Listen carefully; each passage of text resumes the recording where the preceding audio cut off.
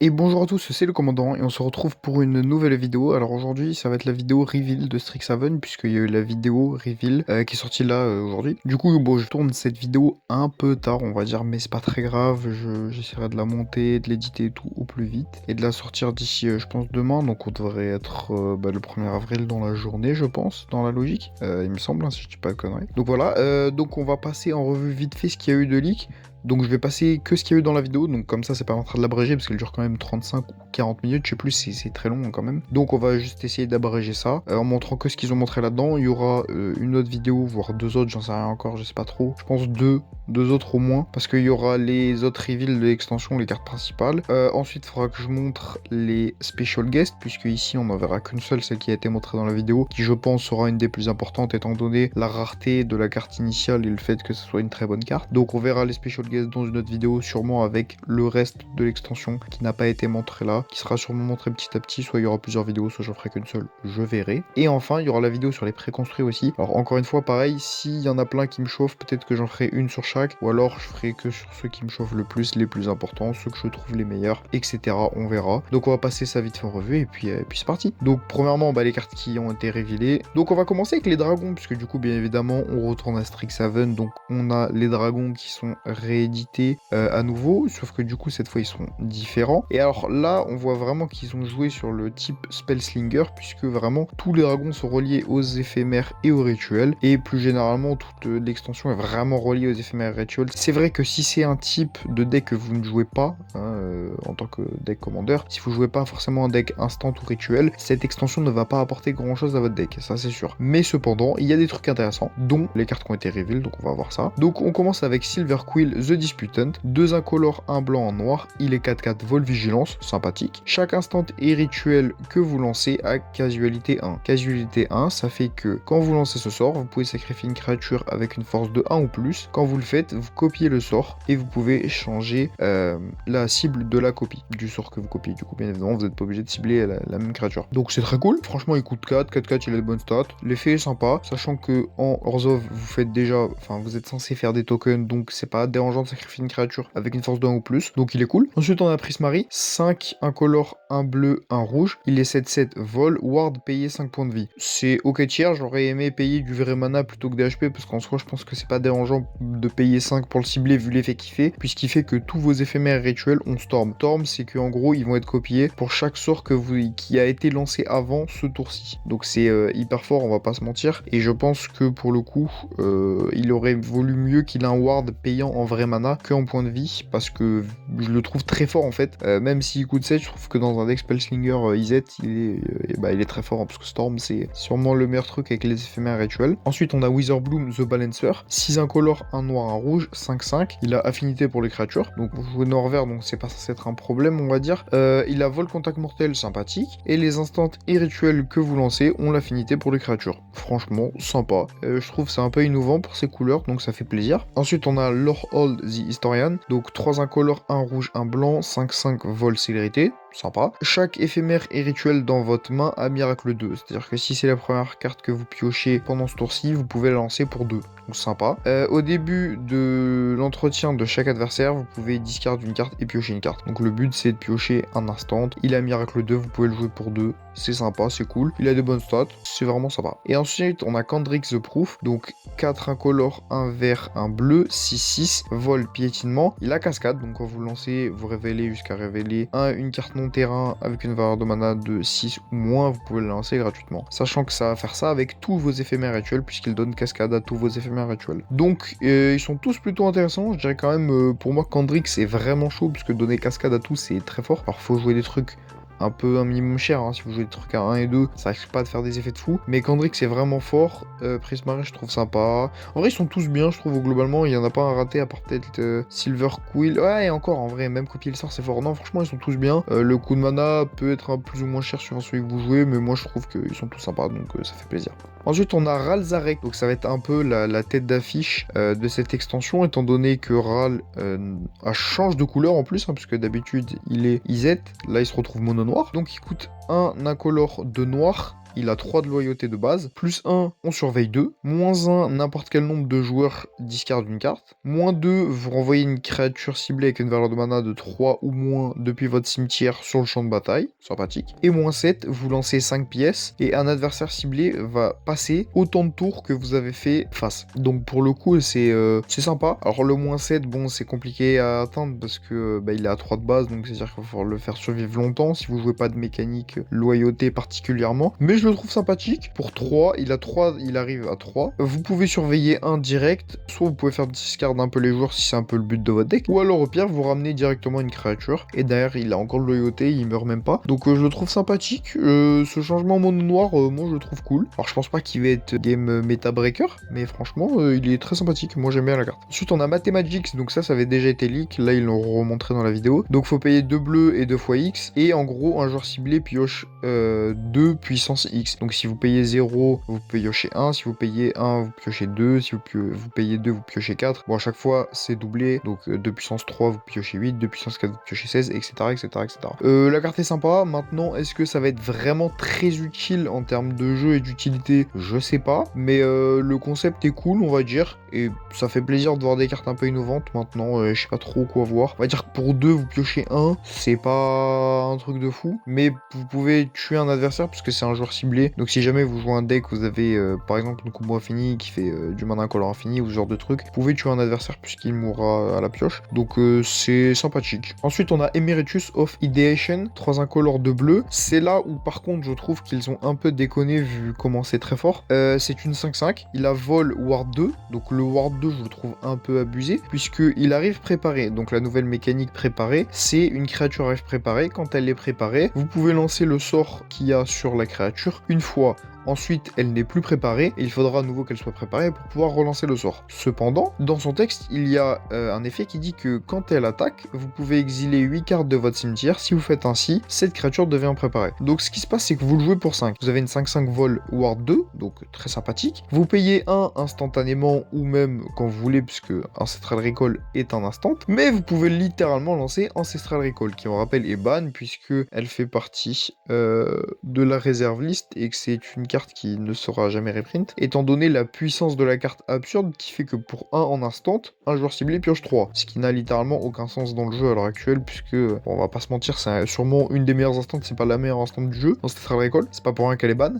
Et donc du coup, là, vous payez 5, 5/5 Vol Ward 2, il arrive, vous payez 1, vous pouvez piocher 3. Ensuite, tour d'après, quand il attaquera, vous pouvez exiler 8 cartes de votre cimetière, vous jouez bleu, si vous jouez Spellsinger, ça devrait aller en soi, et elle devient à nouveau préparée, et vous pourrez relancer Ancestral Recall. Donc je sais pas si c'est moi qui hallucine ou si je trouve ça, ou si à juste titre, je trouve ça vraiment fort, puisque honnêtement c'est surtout que c'est en fait c'est le fait que ce soit Ancestral Recall qui rend la carte encore plus forte, c'est que on a mis un instant débile dessus, puisque littéralement Ancestral Recall c'est débile, hein, pour un piocher 3 c'est très fort. Donc sûrement à l'heure actuelle je pense la meilleure mythique du set. Je sais pas à quel point ça sera joué en standard ou pas, mais je sais qu'en tout cas moi qui joue Spellsinger, ça donne envie, hein, pour le coup en commandeur, ça donne sacrément envie. Ensuite ils ont fait une version spéciale avec l'artiste qui avait fait Ancestral Recall à l'époque. Donc du coup, il y en aura 500 dans le monde, comme ça. Donc un peu dans le style des vieilles promos que Magic faisait.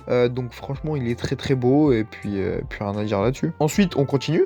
Donc là, à nouveau, on a l'effet préparé, mais avec d'autres sorts sur d'autres créatures. Donc là, pour 3, on a une 3/3. Au début de votre entretien, vous surveillez 1. Ensuite, s'il y a 3 créatures ou plus dans votre cimetière, il devient préparé. Et le sort qui est équipé à la créature, c'est littéralement Reanimate. Donc là, encore une fois, je sais pas si c'est moi qui suis fou, littéralement, ou si c'est vraiment juste débile. Parce que 3/3, vous le jouez. Vous pouvez directement pour 1 lancer Reanimate. Donc Reanimate, vous connaissez, ça ramène une créature depuis votre cimetière en jeu et vous perdez un nombre de points de vie égal à sa valeur de mana. Mais au début de votre prochain entretien, vous allez surveiller 1. Généralement, bien évidemment, si vous jouez Reanimate, c'est que vous jouez un peu un deck sacrifice, donc vous aurez normalement les 3 créatures. Et à nouveau, vous pourrez relancer Reanimate. Donc ce qui va se passer, c'est que suivant votre deck, tous les tours, vous pourrez jouer un Reanimate. Alors, c'est pas gratuit puisqu'il faut quand même payer des points de vie. Donc si vous n'avez pas du gain de points de vie, c'est un peu, va falloir de jauger. Et moi qui joue jury par exemple en commandeur, même si je gagne pas beaucoup d'HP, je trouve ça très fort d'avoir Reanimate quand je veux équiper sur une créature. Alors même si Reanimate ça se lance qu'en sorcerie, mais je trouve ça très fort de pouvoir la lancer quand je veux. Alors il a pas war ni rien puisque c'est une rare et que c'est pas une mythique et qu'il voulait pas abuser, je pense, contrairement à celui qu'on a vu juste avant qui est un peu débile. Mais franchement, je le trouve très très fort, hein, pour le coup. Ensuite on a Join the Researcher, donc un incolore, un blanc. de 2. First strike, au début de chaque étape de fin, si un adversaire a plus de cartes en main que cette créature devient préparée. Sachant que le sort équipé, c'est Secret Rendez-vous qui fait que pour 3, donc un incolore de blanc, vous et un joueur et un adversaire ciblé, pardon, piocher 3 cartes. Donc overall c'est sympathique, on va pas se mentir, ça fait plaisir. Maintenant Secret Rendez-vous, c'est un peu le clin d'œil parce qu'elle a été éditée dans la première édition de Strixhaven, mais c'est pas le sort le plus pété étant donné que ça fait aussi piocher votre adversaire. Mais c'est cool. 2 First Strike, un effet sympathique. Pourquoi pas, voir ce que ça donne. Ensuite on a Improvisation Capstone. Donc ça va être accompagné d'une nouvelle mécanique qui est la mécanique paradigme. Donc le sort coûte 5 et 2 rouges. Ne vous laissez pas avoir, je vais vous expliquer. Ce qui va se passer, c'est que vous allez exiler les cartes du dessus de votre bibliothèque jusqu'à ce que vous exiliez un total de valeur de mana de 4 ou plus. Donc on est d'accord, ça peut aller très vite. Ça peut être une carte ou plusieurs suivant les coups de mana dans votre deck. Et vous pouvez lancer n'importe quel nombre de spells parmi les cartes que vous avez exilées gratuitement. Donc là, vous dites, pour 7, ça fait un peu cher. Cependant, Paradigme est un effet qu'une fois que vous avez lancé la carte, vous allez l'exiler. Et ce qui va se passer, c'est qu'une fois que vous avez résolu un sort qui a ce nom, donc improvisation capstone. Ce qui va se passer, c'est que vous pouvez lancer une copie depuis l'exil au début de chaque entretien gratuitement. Au début de chacun de vos entretiens, bien évidemment gratuitement. C'est-à-dire qu'à chaque tour, vous pourrez lancer ce sort gratuitement. Chacun de vos tours à vous, tous les tours, début de tour, hop, je lance gratuit, hop, je lance gratuit, hop, je lance gratuit. Et ce, pour toute la game, étant donné que c'est exilé et que derrière, vous pouvez lancer une copie depuis l'exil sans payer son coup de mana de chacune de vos phases principales. Donc, alors, à voir s'il y en a d'autres, une pour chaque couleur peut-être, ou j'en sais rien comment ils vont faire. 7, ça fait un peu cher parce que c'est 4 de valeur de mana ou plus, donc vous pouvez littéralement vous arrêter à une seule carte. Donc la première fois, je pense que ça pique un peu à jouer, mais une fois que c'est lancé,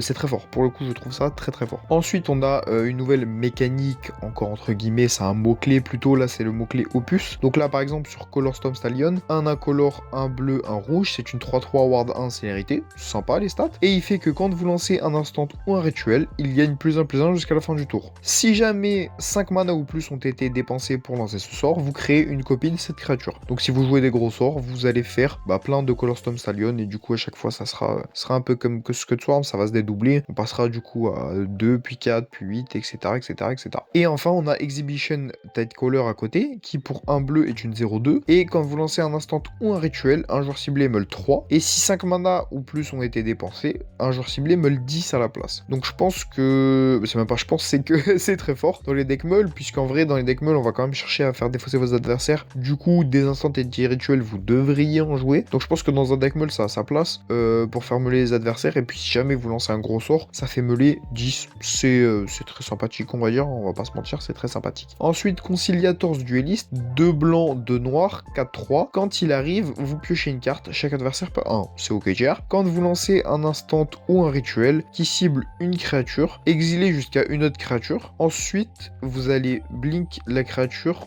sous le contrôle de son propriétaire au début de la prochaine étape de fin. Donc ça permet de blink vos créatures. Généralement ce qu'on va blink c'est des créatures qui font qu'à l'arrivée vous allez créer des tokens. C'est un peu le but de Orzhov en général. Quand vous jouez des créatures c'est d'en créer d'autres. C'est un peu la mécanique token. Donc il est sympa, il fait piocher une fois et perdre un une fois. Il est pas transcendant parce qu'il a pas d'autres effets non plus. Il est ok tier. Ensuite on passe. Donc là il y en a deux et alors les Enko je les lirai pas, c'est juste qu'il y avait Lara à côté, du coup j'en profite pour mettre tout le screen. Donc Ardened académique, du coup un rouge, un blanc, il est 2-1 vol célérité. Vous pouvez discard d'une carte que cette créature gagne le lien de vie jusqu'à la fin du tour. Quand une carte ou plus quitte votre cimetière, vous pouvez mettre un marqueur +1/+1 sur une créature ciblée que vous contrôlez. Donc c'est sympa. Si jamais vous mettez les marqueurs sur lui, il a le vol, vous pourrez lui donner le lien de vie, il a la célérité, il coûte que 2, il a des bonnes stats, il est cool. Je pense que, à voir si ça peut être joué ou pas en standard, mais en tout cas, je le trouve sympathique. Idem pour là, on va pas qu'à l'Unco. Du coup, Pensif Professeur, un incolore de bleu, il est 0-2, il a Increment, nouveau mot-clé. Quand vous lancez un sort, si la valeur de mana pour lancer ce sort était supérieure à la force de la créature ou à l'endurance, vous mettez un marqueur +1/+1 sur cette créature. Et il fait que quand un marqueur +1/+1 ou plus est mis sur lui, vous piochez une carte. Donc dès que vous avez lancé un sort, donc là au début qui coûtera 1 ou 3, vous émettez un marqueur sur lui et vous allez piocher à chaque fois. Il est sympathique. Ensuite, on a un deuxième arpenteur, on a Professeur Delianfell. 2 incolores, un noir, un vert. Il a 5 de loyauté de base. Pour +2, vous gagnez 3. Pour 0, vous piochez une carte et vous perdez 1. Sympathique. Pour -3, vous pouvez détruire une créature. Sympathique aussi. Et enfin, pour -6, donc ce qui nécessiterait 2 tours, Un premier tour où on lui donne plus 2 et le deuxième tour où on fait l'ulti. Vous gagnez un emblème avec quand vous gagnez des points de vie, un adversaire ciblé perd autant de points de vie. Donc l'emblème est très fort. Il faut le faire tenir un tour en vérité, puisque du coup, comme vous serez à 7, derrière, il faut juste que prochain tour, vous pouviez activer ses capacités. Mais moi, je le trouve cool. Il est sympathique de fou. Ensuite, on a un reprint des Slowlands, donc dans les artworks de Strixhaven. Ils sont sympathiques. On a une version alternative pour chaque, ils appellent ça Borderless Portal Viewland. Moi, je les trouve cool. Étant donné que c'est des Slowlands et qu'ils valent pas déjà des masses de base, je sais pas si ces versions-là coûteront vraiment cher. Je pense que déjà, si on arrive à 10-15 balles pour ces versions-là, ce sera déjà beau, entre guillemets. Mais les terrains sont très jolis et ça fait plaisir d'avoir un peu des extends pour des terrains qui n'en ont pas forcément en temps normal. Ensuite, on a les terrains de base full art qui sont très jolis. Je trouve que ça change un peu des derniers sets où je les trouvais pas dingues. Là, avec les mages à chaque fois et le logo un peu qui fait un peu penser à Teros, hein, ce logo qui sort un peu comme ça en magie. Ils sont très très jolis, donc ça fait plaisir d'avoir des boulons à nouveau de base. Eiganjo d'Historian, 2 incolores, 1 blanc, 2-3, vigilance. Quand vous attaquez avec 2 créatures ou plus, cette créature devient préparée. Donc généralement, vous allez quand même la jouer dans un deck token. Mais le coup de préparation est pas très compliqué, on va dire. Et pour 3 incolores et 1 blanc, vous pouvez lancer Replenish, ce qui fait que vous allez renvoyer toutes les cartes d'enchantement de votre cimetière sur le champ de bataille. Donc ça va jouer dans un deck enchantement, hein, c'est plutôt logique. Mais du coup, pouvoir jouer Replenish, si jamais vous prenez gestion sur gestion d'enchantement, et ben vous les ramenez tous en jeu. Ça fait plaisir. La carte est sympa, 2-3 vigilance, c'est cool. Ensuite, on a à peu près tout ce qu'on a vu en borderless, donc c'est juste pour montrer qu'ils seront en extended art. Avec juste Wisdom of Age qu'on n'a pas vu, qui fait que pour 4 incolores et 3 bleus, vous allez retourner toutes les éphémères et rituels depuis votre cimetière dans votre main. Vous avez plus de taille de main pour le reste de la partie. Donc ça c'est cool. Alors ça coûte 7 à jouer, mais en vrai, vous allez avoir main infinie toute la game et vous renvoyez tous vos éphémères rituels en main. C'est cool. Et derrière, vous exilez Wisdom of Age, bien évidemment, pour pas pouvoir le rejouer, parce que sinon ça serait un peu trop fort. Ensuite, on a les Borderless Field Notes. Donc ça, c'est un peu le même style qu'il y avait eu dans Bloomborough. Donc c'est les créatures qu'on a vues tout à l'heure. Donc par exemple avec Color Storm Stallion ou encore l'Improvisation Capstone. Donc c'est ce style là. Il est très sympathique. Moi, c'est un style que j'aime bien. Il y avait eu sur Maha, la Guivre, l'ours, tout ça, tout ça. Donc j'aime bien ce style-là, ça fait plaisir qu'il l'exploite encore un peu. Je trouve que ça va bien en plus dans la vibe de Strixhaven, puisque bah, c'est académique, les notes, tout ça, tout ça. Donc très joli, ça fait plaisir. Ensuite, on a les dragons qu'on a vu tout à l'heure en borderless. Je les trouve plutôt ok cher, je suis pas forcément fan de fou. Prismari je le trouve sympa et Lorehold je le trouve sympa, les autres ils sont plutôt ok. Ça fait plaisir, logique qu'ils allaient être en extend, en vérité c'est un peu eux les persos principaux de cette extension. Ensuite on a Ralzarek et du coup le professeur Delian Phil qu'on a vu, du coup qui sont en extend aussi. Ils sont très sympathiques, ils ont cette pose stoïque avec en fond un peu un motif qui rappelle un peu l'emblème de chaque groupe dans l'école. Donc ils sont très sympas, ça fait plaisir. Ensuite on passe au Mystical Archive. Alors les Mystical Archive, peut-être que du coup ça j'en ferai une autre vidéo aussi. Je sais pas combien il y aura de vidéos pour Strixhaven, ça dépendra de comment sortent, à quel rythme les spoilers, etc. etc. Du coup, Mystical Archive, ça va être comme la première édition. C'est que du reprint sur des vieilles cartes ou plus ou moins récentes, ça peut dépendre. Des cartes plutôt jouées en général et des cartes qui peuvent coûter cher avant leur reprint, du coup, puisque là ils sont reprint. Et ça va être comme à l'époque, il y a 2 versions. Il y a cette version-là, la version basic, si on peut dire, et la version japonaise qui est 1000 fois plus belle à chaque fois. Et en plus de cette année, ils ont fait quelque chose de encore au-dessus. Ils ont fait du Mystical Archive, vous allez voir, avec un foil spécifique. Donc là, pour commencer, on a Reprieve. Donc bien évidemment, tout ce qui est reprint dans Mystical Archive ne sera pas là. Hein. Là, c'est vraiment uniquement ce qu'ils ont montré. Il y en a déjà d'autres, je crois, qui ont été révélés. Donc je ferai ça dans une autre vidéo, mais voilà. Donc là, on a Reprieve. Pour un incolore, un blanc, vous renvoyez le spell dans la main de son propriétaire et vous piochez une carte. C'est un instant. C'est simple, efficace. On l'a déjà vu. Je crois qu'il y a eu un reprint il n'y a pas si longtemps que ça non plus. Mais ça fait plaisir, ça reste une bonne carte. Ensuite, on a Vampiric Tutor. Bon, excellent reprint. On répétera jamais assez, mais ça, c'est le genre de carte qui ne sera jamais assez reprint, hein, puisque bah, c'est sûr que plus la carte va baisser en prix, plus elle sera abordable pour les gens, mieux ce sera en soi, puisque avoir des tutors dans votre deck, si vous voulez jouer au level, c'est plutôt obligatoire. Donc c'est cool, très joli en plus. Et Force of Will incroyable, artwork vraiment magnifique. Bon bah Force of Will, hein, vous connaissez aussi. Sûrement un des meilleurs counterspells, c'est pas le meilleur du jeu. C'était logique, je sais plus si c'était lui ou pas, ou s'il y en avait un qui avait été reprint dans le premier Mystical Archive, mais là il est très joli. Et la version japonaise, vous allez voir, est encore plus belle. belle, ce qui est difficile à croire étant donné que celle-là est déjà magnifique. Donc là, vous voyez, voilà, on peut voir un peu. Du coup, il y a aussi Snalpox juste là et Subterranean Tremor juste là. Donc, c'est plutôt cool en soi.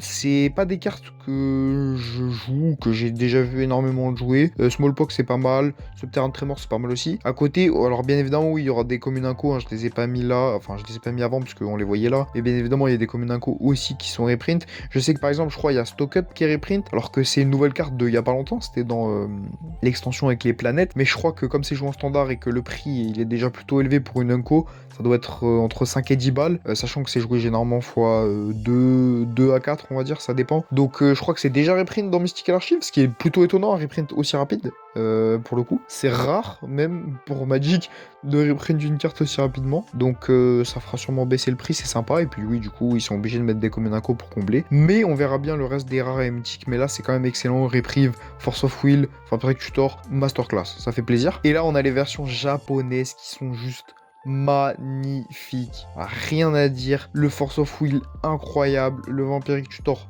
incroyable, le Reprieve incroyable, même les communes inco elles sont magnifiques. En bas là on a un peu ce renard là en gigantesque, c'est vraiment magnifique, elles sont trop belles. C'est comme un peu la première version, hein, les premières versions de Mystical Archive, les japonaises elles sont sublimes et pour le coup c'est des cartes qui valent cher. Je crois que bah, du coup ça devait être Demonic Tutor dans le premier Mystical Archive qui avait été reprint. La version Oni c'est je pense une des plus belles cartes du jeu à mes yeux, et franchement si je devais avoir une carte que vraiment je kiffe et que je trouve trop belle dans un de mes decks, c'est celle-là. Malheureusement on approche à peu près les 100 balles hein, juste pour cette extend, mais elle est sublime. Et là ils ont essayé de faire pareil avec la Vampiric Tutor et franchement ça match bien, elle est magnifique. Donc ça fait plaisir d'avoir sur des cartes déjà cotées de base, on va pas se mentir, parce que Vampiric Tutor c'est quand même au moins 20 balles je pense, en état plutôt acceptable, au moins cher, et en général c'est 25-30. Donc ça fait plaisir d'avoir des extends dessus, même si forcément ce sera pas donné à tout le monde de les avoir, parce que c'est quand même des grosses cartes de base. Alors en plus en extend le prix il va monter encore plus, mais elles sont très belles, hâte de voir les autres. Je pense que peut-être les japonaises je les présenterai quand même si c'est les communes inco, pour apprécier quand même le visuel qui sont dingues en fait, ils sont juste magnifiques je trouve. Et voilà, ça c'est la nouvelle spécificité, c'est le Japanese Mystical Archive Silver Scroll Foil. Putain, je vais y arriver. C'est comme ça qu'ils appellent le nouveau style. Alors là, on voit pas très bien, mais en gros, dans la vidéo, ils montrent un peu. C'est que la carte... Alors là, du coup, ça fait un peu gris et fade. Donc j'avoue qu'au premier abord, je ne suis pas fan. Cependant, le foil, en fait, on voit quand même la couleur des cartes. Hein. On les voit bien, par exemple, dans les noms qui sont du haut vers le bas. En fait, là, par exemple, si on prend l'exemple de Force of Will, vous voyez, là, c'est un peu gris, mais en vérité, c'est bleu. Et le contour est gris brillant. Et le contour du texte, idem, pareil, il est gris brillant. Et ça ressort vraiment très bien sur la carte. On voit vraiment que exactement à ces endroits-là, ça brille, mais vraiment bien. Hein. Et donc, je trouve ça plutôt sympa. Alors, c'est sûr qu'au global, ça perd un peu de sa couleur, je trouve. Donc, je préférais peut-être les versions d'avant. Mais celle-là reste très cool. Et bon, alors, par contre, ça risque d'être encore plus rare à choper. Et là, à mon avis, le prix, je vous dis pas comment ça va côté sa mère. Donc si jamais vous achetez du collector ou que vous ouvrez du collector et que vous tombez là-dessus, si c'est sur une bonne carte, attention, ça peut être une vraie pépite. Et enfin du coup on va finir avec les special guests. Alors special guests, il y en a je crois 5 à 10, je sais plus, qui ont été reveal. La seule qu'ils ont reveal dans la vidéo c'est Sylvan Library. On se demande bien pourquoi. On va pas se mentir, c'est un des enchantements les meilleurs du jeu, sûrement un des plus connus. Bon bah Sylvan Library c'est très fort. Excellent reprint. Je crois que le dernier remonte à peut-être il y a un moment quand même, hein, si je dis pas de conneries. Donc ça fait plaisir qu'il y ait eu ce reprint. Très joli. C'est des special guests maintenant, vous connaissez, c'est vous et votre chance. Il y en a une par boîte en général. Peut-être vous pouvez monter jusqu'à 2 peut-être. Mais du coup, faudrait voir le reste. Je crois que j'ai vu vite fait passer qu'il y avait Archaeomancer et Archmage Emeritus, il me semble. Donc on verra ça quand j'aurai les visuels et que je ferai sûrement soit une vidéo à part pour montrer tout. Je sais pas encore comment je vais faire. Mais voilà, donc on verra bien. Du coup, ça conclut cette vidéo. Alors j'ai essayé de speeder un peu parce qu'il y avait quand même beaucoup à parler, parce qu'il y avait quand même quelques reveals, les styles, les nouvelles mécaniques à expliquer, etc. etc.